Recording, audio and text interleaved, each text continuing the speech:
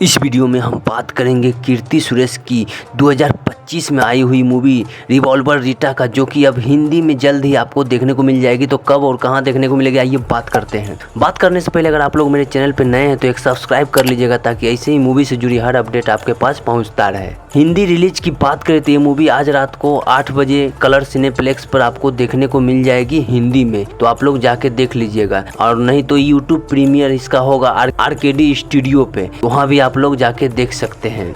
हम फिर मिलते हैं किसी नए वीडियो के साथ किसी और दिन। थैंक यू, धन्यवाद।